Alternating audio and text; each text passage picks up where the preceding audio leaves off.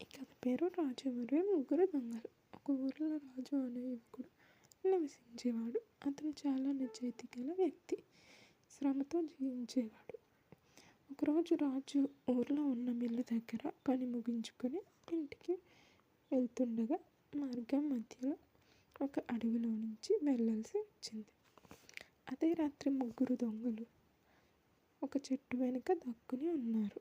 రాజుని మోసం చేసి డబ్బుని దొంగిలించాలనుకున్నారు. మొదటి దొంగ రాజు వద్దకు వచ్చి, అన్నయ్య, నాకు చాలా ఆకలిగా ఉంది, కొంత సహాయం చేస్తావా అని అడిగారు. రాజు వెంటనే తన దగ్గర ఉన్న కొంత తినుబండారాన్ని అతనికి ఇచ్చాడు. ఇంతలో రెండో దొంగ వచ్చి, నా బంగారు ఉంగరం పోయింది, అది వెతుకుతూ ఉంటే నువ్వు దొంగతనం చేశావేమో అనిపిస్తుంది అని ఆరోపించాడు. రాజు ఆశ్చర్యపోయి, నేనా, దొంగనయ్యానా అని ప్రశ్నించారు. కానీ అప్పటికే అతనిపై అనుమానం పెంచేసేలా చేసేశారు.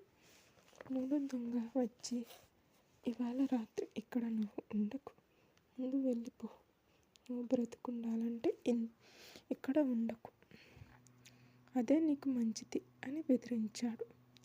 రాజు తట్టుకోలేక, అది నిజమా, మీరు నన్ను మోసం చేయాలనుకుంటున్నారా? రాజు కొంచెం తెలివిగా ఆలోచించి, మీరు ముగ్గురు నన్ను మోసం చేయాలనుకుంటున్నారు, కానీ నేను మీకు ఒక బహుమతి ఇస్తాను అని చెప్పాడు. వెంటనే ఆ బహుమతి ఏంటి అని అడిగారు. రాజు వెంటనే తన చేతిలో ఉన్న పూసల మడిని గాల్లోకి విసిరేశాడు. దొంగలు వాటిని పట్టుకోవడానికి పరుగును తీశారు. అదే సమయంలో రాజు అక్కడి నుంచి పారిపోయి గ్రామ పెద్దల వద్దకు వెళ్ళాడు. రాజు తెలివితో దొంగల నుండి తప్పించుకొని గ్రామ పెద్దల వద్దకు వెళ్ళాడు. గ్రామ పెద్దలు దొంగలను పట్టుకుని తగిన శిక్షలను విధించారు. నీతి ఏమిటంటే, బలంతో కాదు, తెలివితో సమస్యల్ని ఎదిరించాలి, అధిగమించాలి అని దీని అర్థం.